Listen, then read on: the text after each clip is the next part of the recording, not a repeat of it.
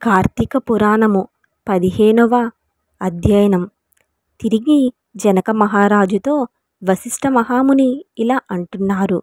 ఓ జనక, కార్తీక మహత్యాన్ని గురించి ఎంత చెప్పినా పూర్తి కాదు. కానీ ఇంకో ఇతిహాసం చెబుతాను, శ్రద్ధగా విను అని ఇలా చెప్పడం ప్రారంభించారు. ఈ నెలలో హరినామ సంకీర్తనలు చేయడం, వినడం, శివకేశవుల వద్ద దీపారాధన చేయడం, పురాణ పఠనం లేదా శ్రవణం, సాయం సమయంలో దేవదర్శనం విధిగా చేయాలి. అలా చేయని వారు కాలసూత్రమనే నరకంలో కొట్టుమిట్టాడుతారు. కార్తీక శుద్ధ ద్వాదశి రోజున మనసారా శ్రీహరిని పూజించిన వారికి అక్షయ పుణ్యం కలుగుతుంది. శ్రీమన్నారాయణుడు గంధ పుష్పాలతో అక్షింతలతో పూజించి ధూప దీప నైవేద్యాలు సమర్పించినట్లయితే విశేష ఫలం లభిస్తుంది. ఇలా నెల రోజులు క్రమం తప్పకుండా చేసిన వారు అంత్యమున దేవదుందుబులు మ్రోగుతుండగా వైకుంఠంలో విష్ణు సాన్నిధ్యం పొందగలరు. ఇలా నెల రోజులు పూజాధికాలు నిర్వహించలేని వారు కార్తీక శుద్ధ త్రయోదశి, చతుర్దశి, పౌర్ణమి రోజులలో నిష్ఠతో పూజ చేసి ఆవునేతితో దీపం వెలిగించాలి. ఆవు పాలు పితికినంత సేపైన దీపం వెలిగించిన వారికి తదుపరి బ్రాహ్మణ జన్మ ప్రాప్తిస్తుంది. ఇతరులు పెట్టిన దీపంలో నూనె పోసిన, అవసాన దశలో ఉన్న దీపం ఒత్తిని పైకి జరిపి దీపాన్ని వృద్ధి చేసిన, కొండెక్కిన దీపాన్ని తిరిగి వెలిగించిన వారి సమస్త పాపాలు హరిస్తాయి. దీనికి సంబంధించిన ఒక కథ చెబుతాను విను అని ఇలా చెప్పడం ప్రారంభించారు. సరస్వతీ నది తీరంలో శిథిలమైన దేవాలయం ఒకటి ఉండేది. కర్మనిష్ఠుడైన దయాద్ర హృదయుడైన ఒక యోగి పుంగవుడు ఆ దేవాలయం వద్దకు వచ్చి కార్తీక మాసమంతా అక్కడే గడిపి పురాణ పఠనం చేయాలన్న తలంపించాడు. ఆ పాడుబడ్డ దేవాలయాన్ని శుభ్రంగా ఊడ్చి నీళ్లతో కడిగి బొట్టు పెట్టి పక్క గ్రామాలకు వెళ్ళి ప్రమిదలు తెచ్చి దూదితో ఒత్తులు చేసి 12 దీపాలు పెట్టాడు. స్వామిని పూజిస్తూ నిష్ఠతో పురాణాన్ని చదువుతూ ఉండేవాడు. ఈ విధంగా కార్తీక మాసం ఆరంభం నుంచి చేయసాగాడు.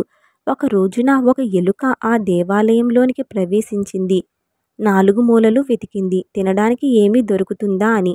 అక్కడ ఆరిపోయిన ఒత్తిని తినాలని నిర్ణయించుకుంది. అలా ఆ ఒత్తిని నోట కరుచుకొని వెళ్తూ ఉండగా పక్కనే ఉన్న దీపానికి తగిలి ఎలుక నోట్లో ఉన్న ఒత్తి కొసకు నిప్పు అంటుతుంది. అలా ఆరిపోయిన ఒత్తి వెలుగుతూ వచ్చింది. అది కార్తీక మాసం అవడం, శివాలయంలో ఆరిపోయిన ఒత్తిని ఎలుక వెలిగించడం వలన దాని పాపాలు హరించుకుపోయి పుణ్యం కలిగింది. వెంటనే దానికి మానవ రూపం సిద్ధించింది. ధ్యాన నిష్ఠతో ఉన్న యోగి పుంగవుడు కళ్ళు తెరిచి చూడగా పక్కనే ఒక మానవుడు నిలబడి ఉండడం గమనించాడు. ఓయి, నీవు ఎవరవు? ఎందుకు ఇలా నిలబడ్డావు అని ప్రశ్నించగా అతను వినమ్రంగా, అయ్యా, నేను ఒక ఎలుకను. రాత్రి నేను తిండి కోసం వెతుక్కుంటూ ఈ ఆలయంలోకి వచ్చాను. ఇక్కడేమీ దొరకపోవడంతో నెయ్యి వాసనతో ఉన్న ఆరిపోయిన ఒత్తిని తినాలని దాన్ని నోట కరుచుకుని తీసుకువెళ్ళసాగాను.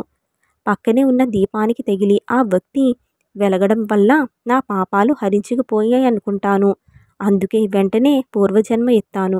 కానీ ఓ మహానుభావ, నేను ఎందుకీ మూషిక జన్మ ఎత్తానో దానికి కారణమేమో తెలియదు.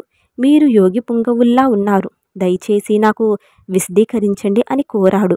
అంతటా ఆ యోగి ఆశ్చర్యంతో తన దివ్య దృష్టిచే సర్వం తెలుసుకొని ఇలా చెబుతాడు.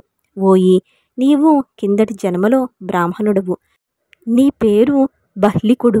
నీవు జైన మతానికి చెందినవాడు. నీ కుటుంబాన్ని పోషించడానికి వ్యవసాయం చేస్తూ దశాపారుడైన దేవపూజలు, నిత్యకర్మలు మరుచావు. నీచుల సహవాసం చేశావు. నిష్ఠాన్నదానం తిన్నావు.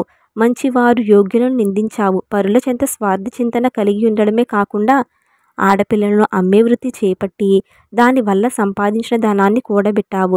సమస్త తినుబండారాలను చౌకగా కొని వాటిని ఎక్కువ ధరలకు అమ్మావు. అలా అమ్మిన ధనాన్ని నీవు అనుభవించక ఇతరులకు ఇవ్వక భూస్థాపితం చేసి పిసినారివై జీవించావు. మరణించిన తర్వాత ఎలక జన్మనెత్తి వెనుకటి జన్మ పాపాలను అనుభవించావు. భగవంతుడి దగ్గర ఆరిపోయిన దీపాన్ని వెలిగించినందుకు పుణ్యాత్ముడవయ్యావు. దానివల్లే నీకు తిరిగి పూర్వజన్మ ప్రాప్తించింది. కాబట్టి నీవు గ్రామానికి వెళ్ళి నీ పెరట్లో పాతిన ధనాన్ని త్రవ్వి తీసి దాంతో దాన ధర్మాలు చేసి భగవంతుణ్ణి ప్రార్థిస్తూ మోక్షం పొందుదువు అని నీతుడు చెప్పి పంపాడు.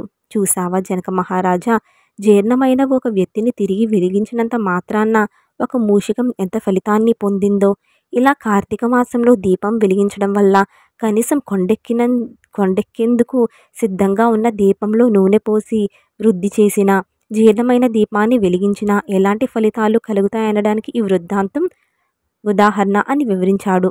స్కంద పురాణాంతర్గత వశిష్ఠ ప్రోక్త కార్తీక మహత్యమందలి 15వ అధ్యయనం సమాప్తం.